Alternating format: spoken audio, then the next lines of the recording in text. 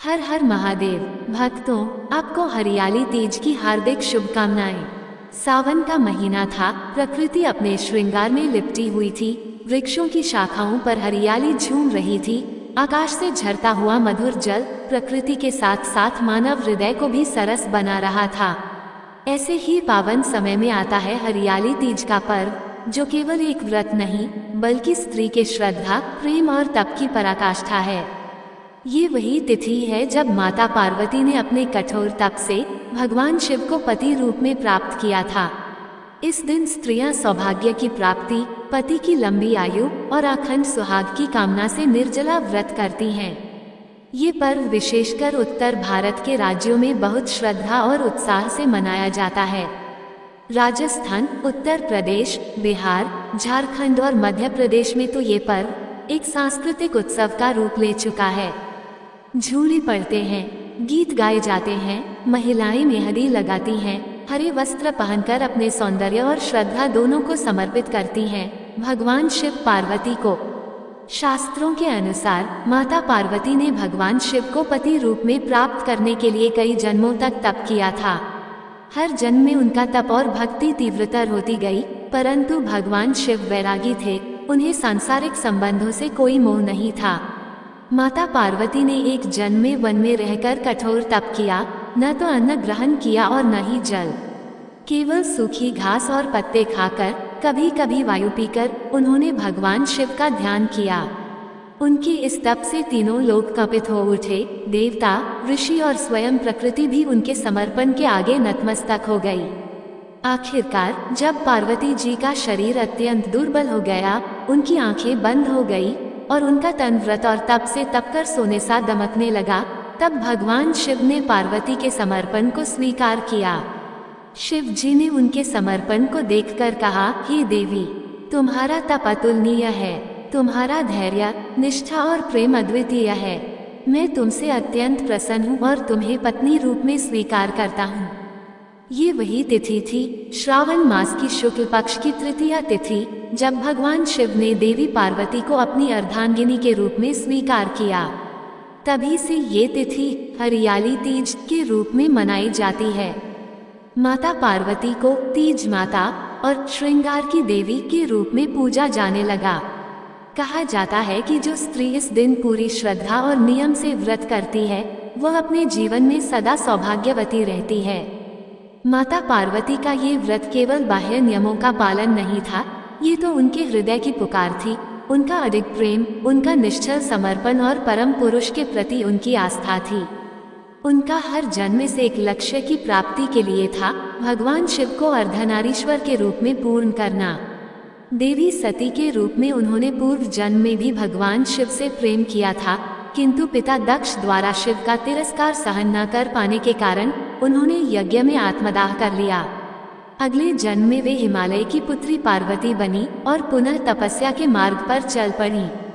नारद मुनि ने हिमालय और मेनका को बताया कि उनकी पुत्री पार्वती का भाग्य भगवान शिव से जुड़ा है। माता मेनका पहले तो चिंता में पड़ गईं कि शिव जी तो योगी हैं, भस्मधारी हैं, श्मशानवासी हैं, क्या वे हमारी कन्या के योग्य हैं? परंतु पार्वती के मन में कोई संदेह नहीं था, उनका प्रण अडिग था। उन्होंने बचपन से ही शिव जी का पूजन करना प्रारंभ कर दिया था। एक दिन माता पार्वती अपनी सखियों के साथ नदी के तट पर गईं। उन्होंने एक शिवलिंग बनाकर पूजन किया और मिट्टी के दीपक जलाकर भगवान शिव का आह्वान किया। सखियों ने उत्सुक होकर पूछा, हे सखी, क्या तुम सच में इतने कठोर व्रत कर रही हो? पार्वती ने मुस्कुराकर उत्तर दिया, हाँ, क्योंकि मेरा विश्वास अडिग है। शिव ही मेरे जीवन का लक्ष्य है। मैं उन्हें ही पति रूप में स्वीकार करती हूँ और वही मुझे स्वीकार करेंगे, यह मेरा विश्वास है। उस दिन की आस्था और भक्ति का फल ये हुआ कि भगवान शिव पार्वती के सामने प्रकट हुए और उन्हें वचन दिया कि वे ही उनकी अर्धांगिनी बनेंगी। हरियाली तीज के दिन व्रत करने वाली महिलाएं माता पार्वती की उसी निष्ठा और प्रेम को आत्मसात करती हैं। वे न केवल निर्जल व्रत करती हैं, बल्कि अपने मन, वचन और कर्म को भी शुद्ध रखती हैं। इस दिन महिलाएं प्रातः स्नान करके नवीन वस्त्र धारण करती हैं, विशेषकर हरे वस्त्र जो हरियाली और सौभाग्य का प्रतीक होते हैं। वे श्रृंगार करती हैं, मेहंदी लगाती हैं, सुहाग की सामग्री का आदान प्रदान करती हैं, झूले झूलती हैं और तीज के गीत गाती हैं। ये गीत न केवल मनोरंजन के लिए होते हैं, बल्कि इनमें देवी पार्वती की कथा, उनकी भक्ति और उनके विवाह की घटनाएं संजोई जाती हैं। संध्या समय महिलाएं व्रत कथा सुनती हैं, जिसमें शिव पार्वती के पावन मिलन की गाथा सुनाई जाती है। व्रत कथा सुनने से पहले महिलाएं एक विशेष थाली सजाती हैं, जिसमें पूजा की सामग्री होती है। लाल चुनरी, सुहाग की चीजें जैसे चूड़ी, सिंदूर, बिंदी, बिछुआ, काजल, हल्दी, कुमकुम, धूप, दीप, चावल, फूल, मिठाई, फल आदि। साथ में एक मिट्टी की मूर्ति माता पार्वती की बनाकर या खरीदी हुई मूर्ति को सजाकर पूजन किया जाता है। महिलाएं श्रद्धा से मंत्रोच्चार करती हैं और माता से प्रार्थना करती हैं कि जिस प्रकार आपने शिव को प्राप्त किया, उसी प्रकार हमें भी अखंड सौभाग्य का वरदान दें। भक्तों, अब हम श्रद्धा भाव से सुनेंगे हरियाली तीज व्रत कथा, जिसमें माता पार्वती के कठोर तप, राजा हिमावान की चिंता और भगवान शिव के मन में उत्पन्न भावनाओं का रहस्य छुपा है। आपसे निवेदन है कि आप सभी कथा को पूरा अंत तक सुने, क्योंकि कथा के हर शब्द में छुपा है भोलेनाथ और माता पार्वती का आशीर्वाद। यदि यह कथा आपके हृदय को स्पर्श कर जाए, आपको ज्ञान, शांति या भक्ति का अनुभव हो, तो कृपया इस वीडियो को लाइक करें। अपने परिवार, मित्रों और सखियों के साथ इस पावन कथा को जरूर साझा करें, क्योंकि हर स्त्री में पार्वती बसती हैं और हर प्रेम में शिव की प्रतीक्षा होती है।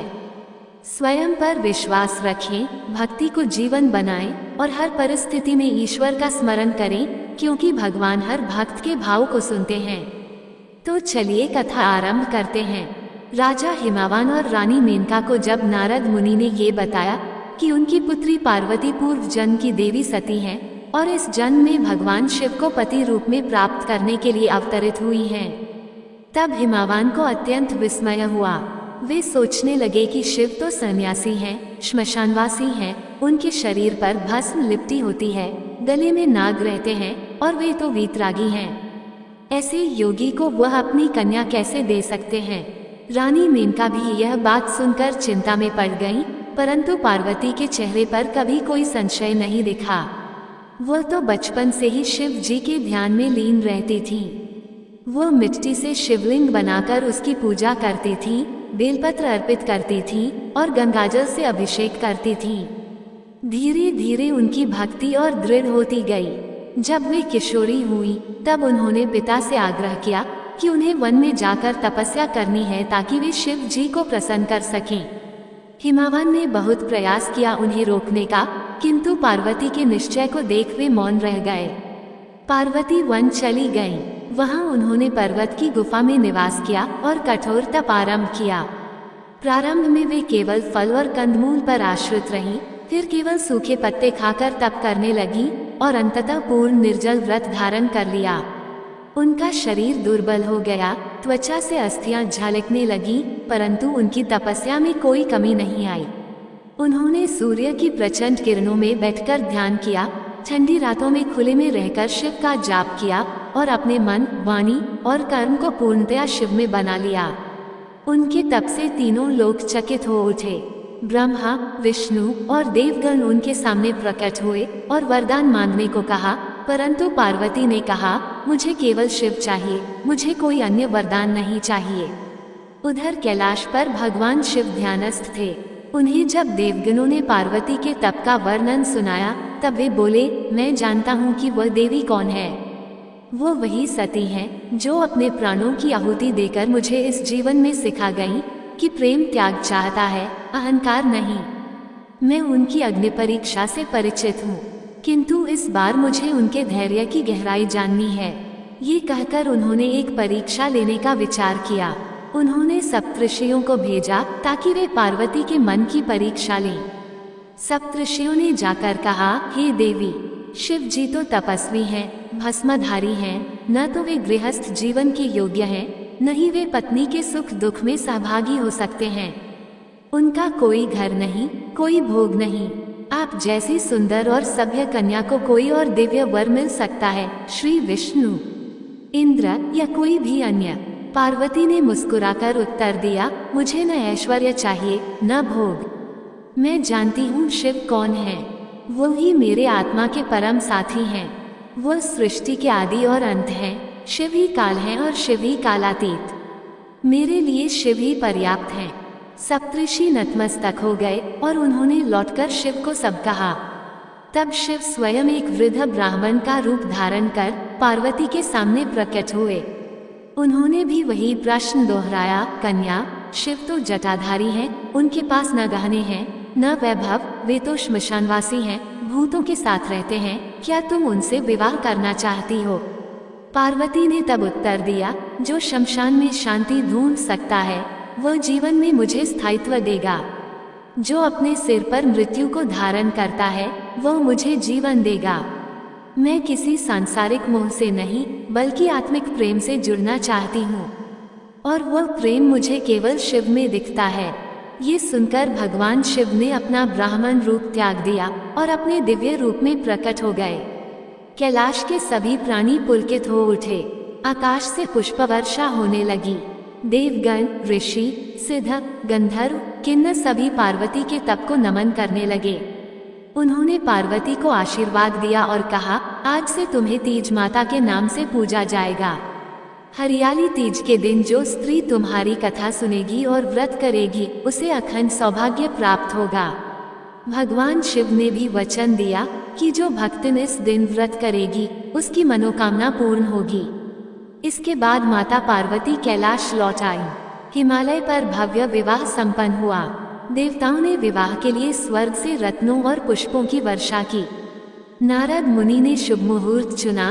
ब्रह्मा जी ने स्वयं विवाह मंत्रों का उच्चारण किया और विष्णु जी ने कन्यादान किया। समस्त ब्रह्मांड में उस दिन दिव्यता की ध्वनि गूंज रही थी। देवी पार्वती और शिव का ये विवाह केवल एक दाम्पत्य बंधन नहीं था, ये संपूर्ण सृष्टि के संतुलन का प्रतीक था। यह विवाह दो चेतनाओं का एकात्म था, शक्ति और शिव का मिलन। हर हर महादेव। भक्तों, अब हम सुनेंगे एक विशेष स्त्री की भावनात्मक कथा जो तीज व्रत के माध्यम से अपने जीवन को नया मोड़ देती है। साथ ही तीज से जुड़ी लोक कथाएं और देवताओं के रहस्य भी उजागर करेंगे। अब प्रस्तुत है हरियाली तीज की बड़ी ही दुर्लभ कथा। एक सामान्य स्त्री की जो तीज व्रत के माध्यम से अपने जीवन के अंधकार में ज्योति खोजती है। ये भाग पारंपरिक लोक भावनाओं, आत्मबल और देवी पार्वती की कृपा से मिलने वाले चमत्कारिक परिवर्तन को दर्शाती है। किसी समय की बात है, उत्तर भारत के एक छोटे से गांव में एक स्त्री रहती थी। उसका नाम था रमा देवी। उसका जीवन बाहर से सामान्य प्रतीत होता था। पति किसान था, 2 छोटे बच्चे थे, कच्चा मकान था और दिन भर की चक्की, रोटियां और कपड़े धोने का जीवन। किंतु भीतर ही भीतर रमा देवी का मन सूख चुका था। उसका पति शराब का आदी था। रोज घर लौटते समय अपशब्द कहता, मारता पीटता और दिन रात उसे तिरस्कार की दृष्टि से देखता।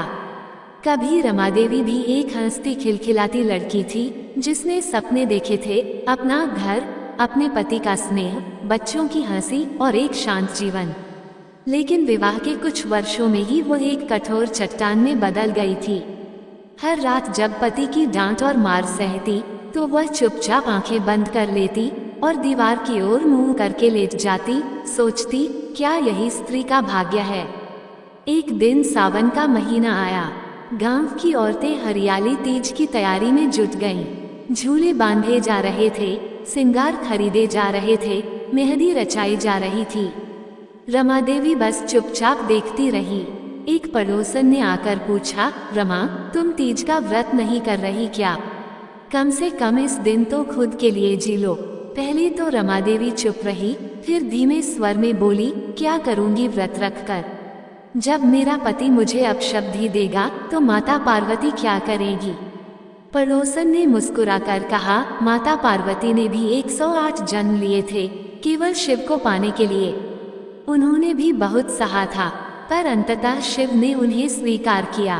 तुम भी रखो व्रत। जब तक हम खुद अपने भाग्य को नहीं पुकारते, देवी कृपा कैसे बरसेगी?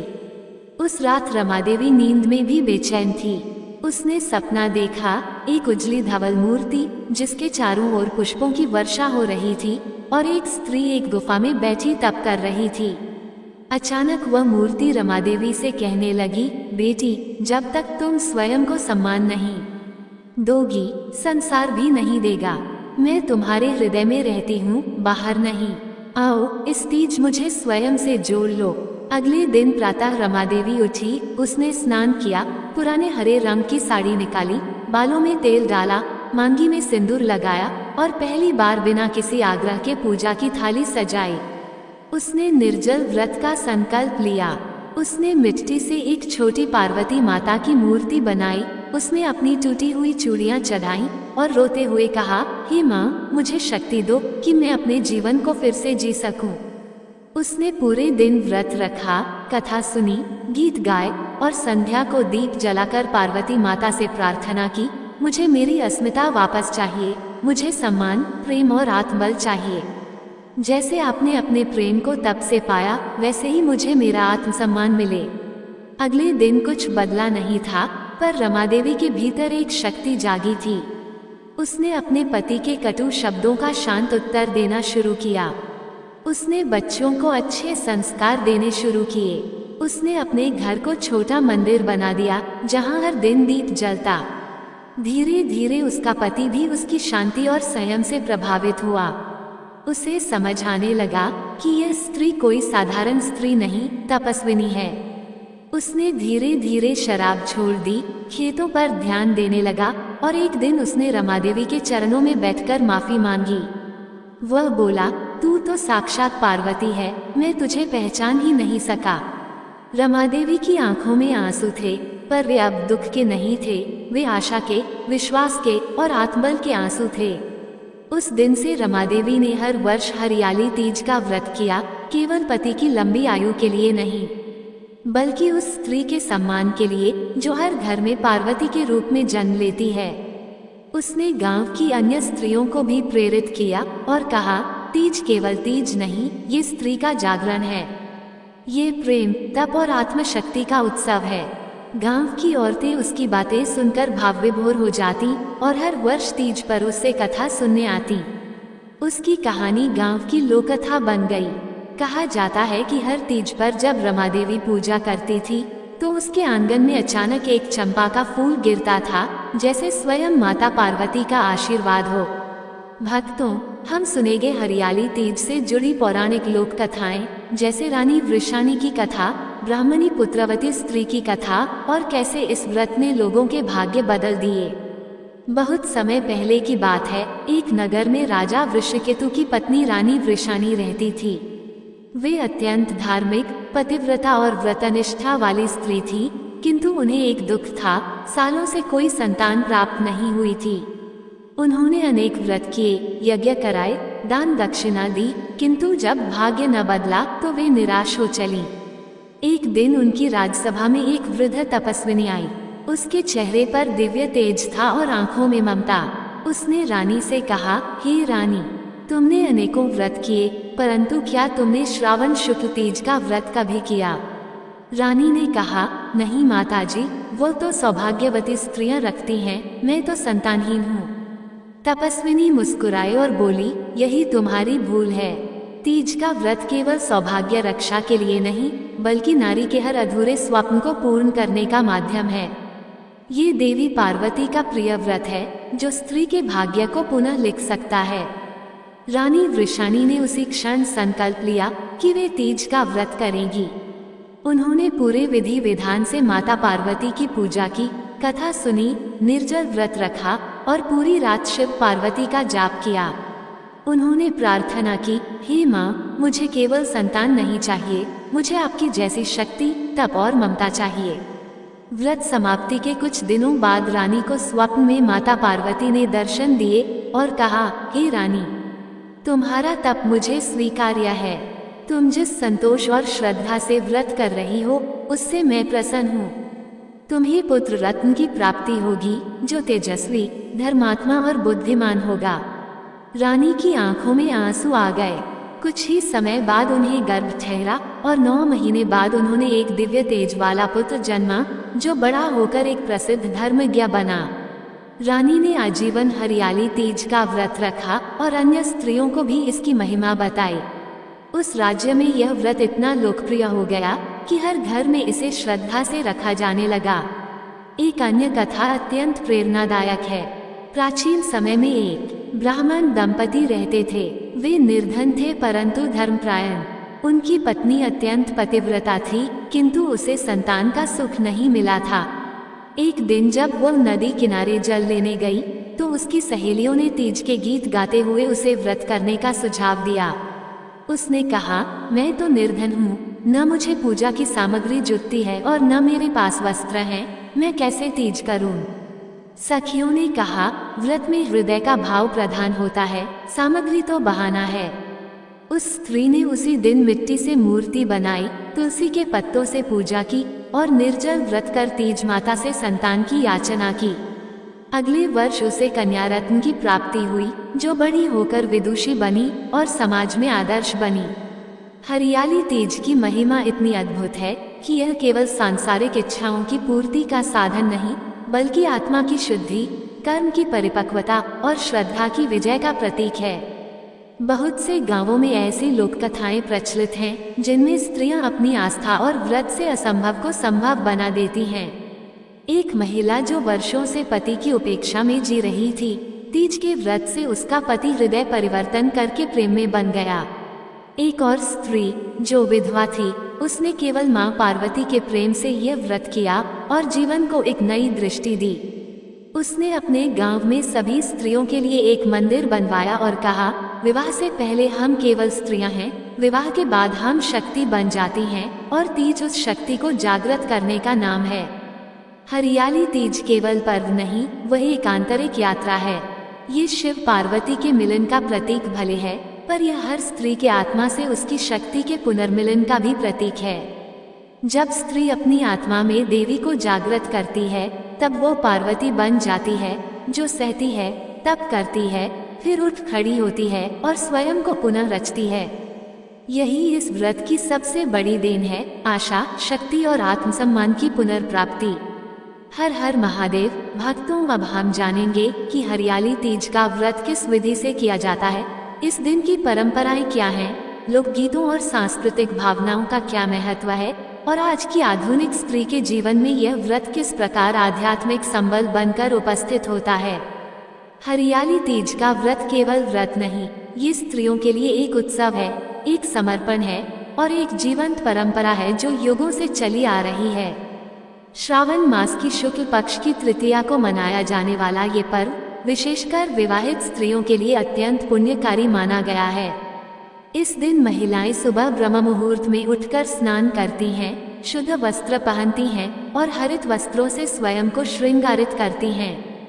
हरे वस्त्र हरियाली के प्रतीक हैं, जो जीवन में सौभाग्य, समृद्धि और उत्साह लाते हैं।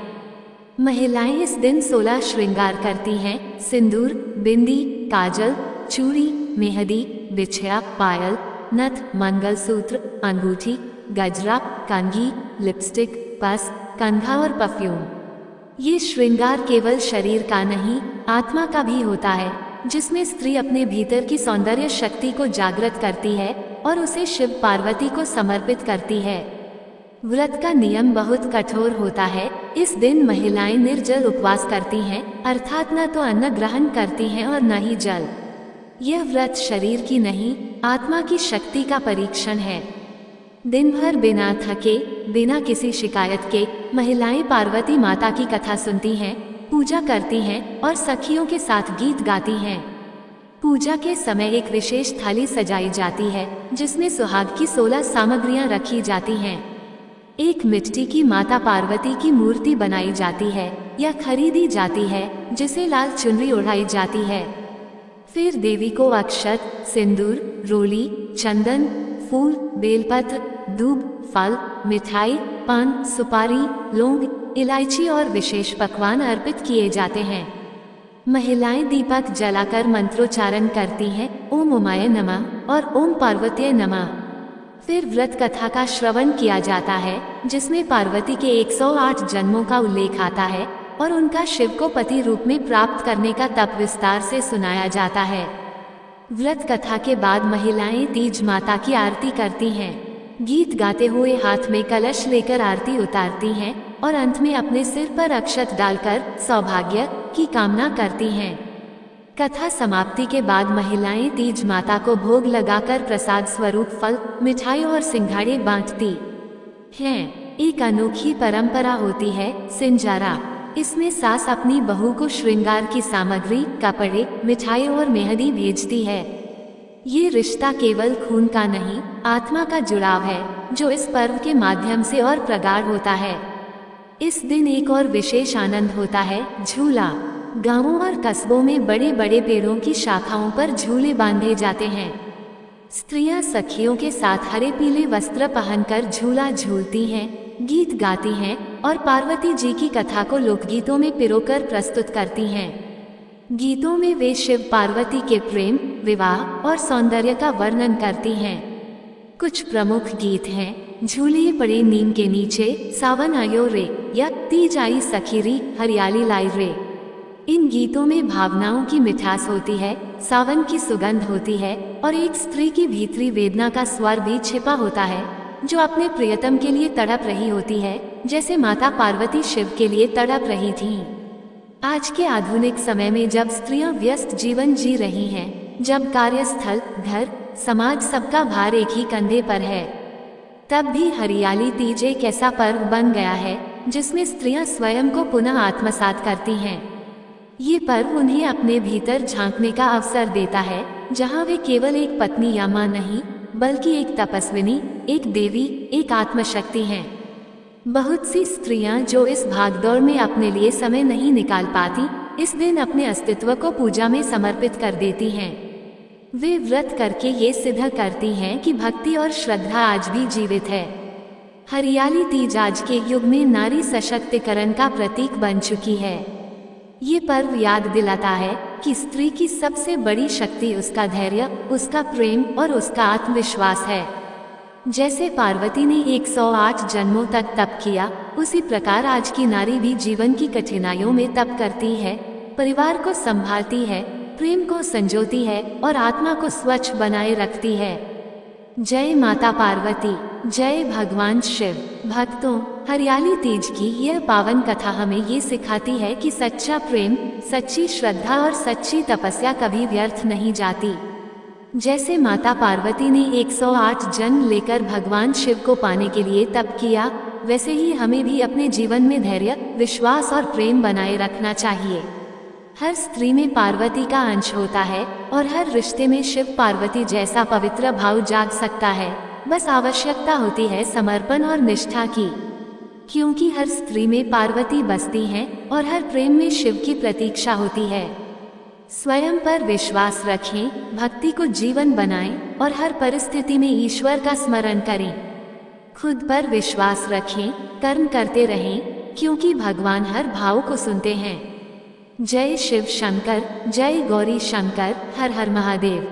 यदि यह कथा आपके हृदय को स्पर्श कर गई हो, आपको ज्ञान, शांति या भक्ति का अनुभव हुआ हो, तो कृपया इस वीडियो को लाइक करें। अपने परिवार, मित्रों और सखियों के साथ इस पावन कथा को जरूर साझा करें, ताकि हर घर में शिव पार्वती का प्रेम जागृत हो। कमेंट बॉक्स में हर हर महादेव अवश्य लिखें और वन हाइप बटन पर क्लिक करना न भूलें, जो कमेंट सेक्शन के पास दिखेगा। उस बटन को दबाने से यह भक्ति कथा अधिक लोगों तक पहुंचेगी और सनातन धर्म की महिमा का प्रचार होगा। जय मां पार्वती, हर हर महादेव, जय जय शंकर। हमारे चैनल को सब्सक्राइब करें, ताकि ऐसी ही और भी पौराणिक, प्रेरणादायक और जीवनदायिनी कथाएं आप तक पहुंचती रहें। घंटी के चिन्ह को अवश्य दबाएं, ताकि हर नई कथा की सूचना सबसे पहले आपको मिले। धन्यवाद।